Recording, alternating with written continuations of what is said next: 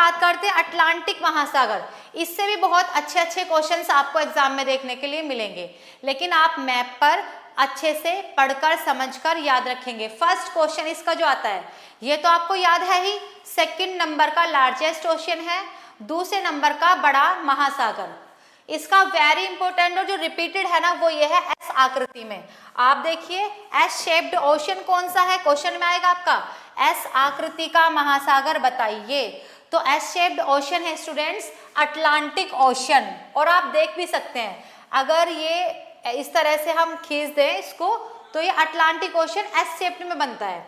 दूसरा आप देखिए आपसे क्वेश्चन में आ जाएगा ये आपकी अर्थ की कौन सी डायरेक्शन है, डायरेक्शन याद रखना ईस्ट और ये है वेस्ट।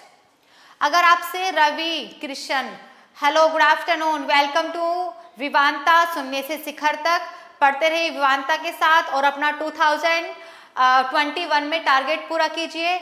एक बार लाइक शेयर और सब्सक्राइब जरूर करेंगे स्टूडेंट्स।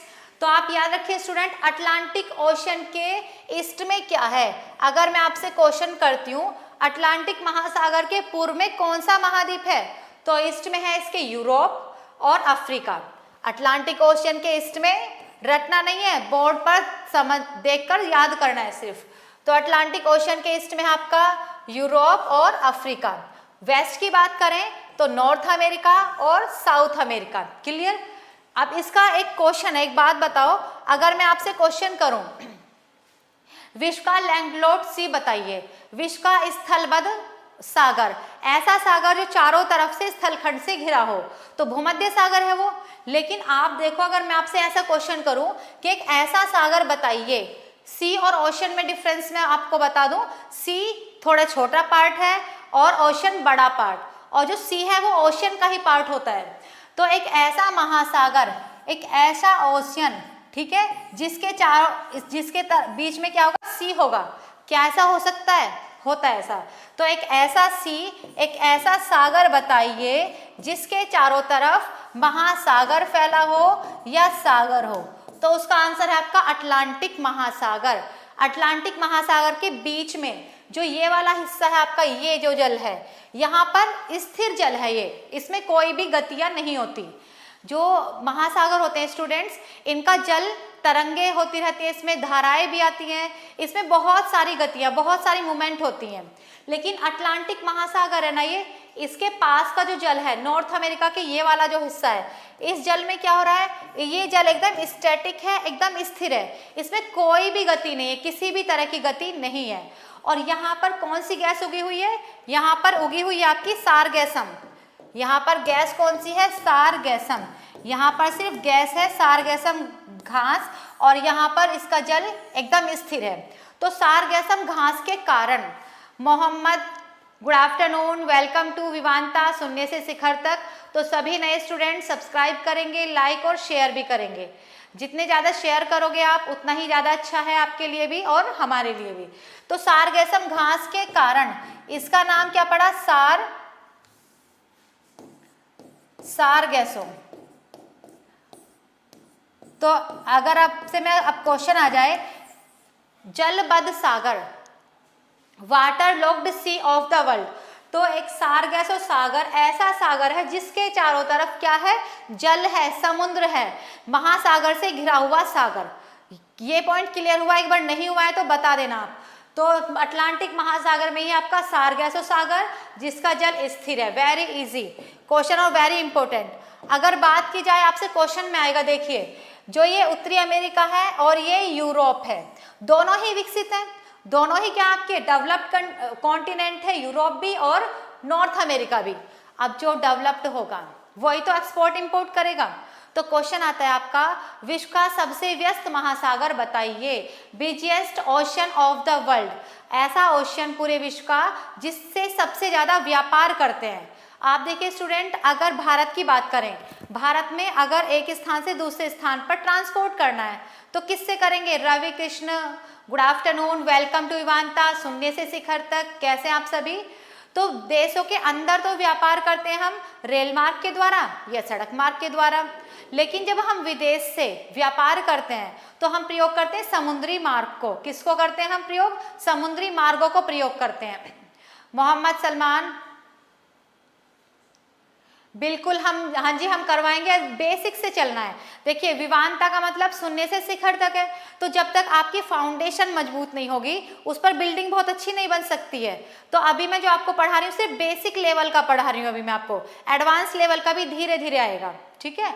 तो आप याद रखना स्टूडेंट्स, जो भी हम ट्रेड करेंगे पूरे दूसरी कंट्री से, वो करते हैं हम किससे? समुद्री मार्ग के द्वारा। कारण क्या है? कारण ये है, समुद्रों में जैसे जैसे दूरी बढ़ेगी वैसे वैसे किराया कम होगा। अदरवाइज होता क्या है, दूरी बढ़ेगी तो सड़क मार्ग का किराया बढ़ेगा, रेल मार्ग का किराया बढ़ेगा और वायु मार्ग का किराया भी बढ़ेगा। एक समुद्र ही है जो सबसे सस्ते साधन है व्यापार के। दूरी बढ़ने पर, समुद्र में जाने पर क्या होगा? किराया घटता जाएगा, कम होता जाएगा। तो इसीलिए सबसे ज्यादा व्यापार करते हैं समुद्रों से। ये क्वेश्चन भी क्लियर हुआ। लेकिन अब आता है मेन क्वेश्चन। तो विश्व का सबसे बिजीएस्ट, विश्व का सबसे व्यस्त महासागर, याद रख आपको हो चुका है, अटलांटिक महासागर के द्वारा सबसे ज्यादा व्यापार किया जाता है। और किन दो विकसित महाद्वीप के द्वारा, ये भी आपसे पूछ सकते हैं। तो विकसित महाद्वीप है आपके उत्तरी अमेरिका और यूरोप। सबकी गहरी खाई से भी एग्जाम क्वेश्चन पूछते हैं। तो आप देखिए, एक तो ये भी याद रखना, इसको अंध महासागर भी कहा जाता है। दूसरा, इसकी सबसे गहरी खाई है प्यूर्टो रिको खाई। कौन सी? प्यूर्टो रिको खाई गर्त। जैसे मेरियाना ट्रेंच किसका गहरा भाग है? मेरियाना ट्रेंच या मेरियाना गर्त प्रशांत महासागर का है।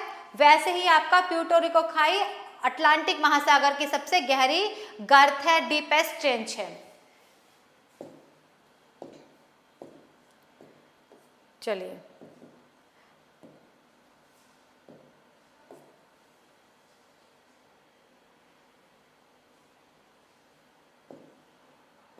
दूसरा इसका इंपॉर्टेंट, आपने सुना होगा बर्मुडा ट्रायंगल। बर्मुडा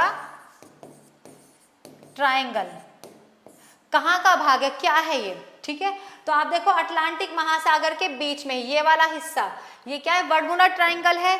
इसमें क्या है, जितने भी आपके आज तक पानी के जहाज हैं वो लापता हो जाते हैं। तो याद रखना, यहाँ पर अभी तक वैज्ञानिक इसमें खोज में लगे हुए हैं। पूरी जानकारी अभी नहीं हुई है कि इस जो बर्मुडा ट्रायंगल है, यहाँ पर पानी के जहाज या कोई भी कुछ भी वस्तु अगर वहाँ जाएगी तो वो लापता हो जाती है। तो बर्मुडा ट्रायंगल भी है आपके यहीं पर अटलांटिक महासागर में। और अगर बात की जाए, देखिए यहाँ अटलांटिक महासागर में और दूसरा इंपॉर्टेंट पॉइंट है, विश्व की सबसे बड़ी खाड़ी। बताइए आप, विश्व की सबसे बड़ी खाड़ी, largest bay of the world. तो जो विश्व की सबसे बड़ी खाड़ी है वो है मैक्सिको की खाड़ी। तो कहाँ पर आप देखिए मैक्सिको की खाड़ी है, यहाँ पर। ये आपका उत्तरी अमेरिका में, यहाँ पर मैक्सिको देश भी है और ये मैक्सिको की खाड़ी है। अगर आपसे क्वेश्चन में आ जाए कि मैक्सिको की खाड़ी में किस महासागर का जल है, मैक्सिको की खाड़ी में किस महासागर का जल है, ये क्वेश्चन पूछा जाता है। तो आप याद रखेंगे मैक्सिको की खाड़ी में अटलांटिक महासागर का जल आया हुआ है। खाड़ी कहते किसको हैं? देखिए, अगर आपसे कब क्वेश्चन आ जाए खाड़ी कहते किसको हैं, तो खाड़ी का मतलब क्या है, यहीं पर आप समझिए। महासागर तो कितने? केवल 5 महासागर। तो कितने हैं? केवल 5 ओशन है। लेकिन इन 5 महासागरों का जल अलग अलग देशों के पास जाकर अलग अलग आकृति में फैला हुआ है। तो जब ये बंगाल की खाड़ी है, ये एशिया है और ये आपके इंडिया के इधर वाला जल क्या है आपका? बंगाल की खाड़ी। अगर मैं आपसे क्वेश्चन कर लूं बंगाल की खाड़ी में किस महासागर का जल है, तो बे ऑफ बंगाल में आप बताएंगे इंडियन ओशन का जल है। तो 5 महासागरों का जल जब स्थल खंड के पास जाकर 3 तरफ से समुद्र से घिर जाए तो उसको बोलते हैं हम खाड़ी। ठीक है, हम उसको क्या बोलते हैं? खाड़ी। जैसे ये है आपका, ये भारत है,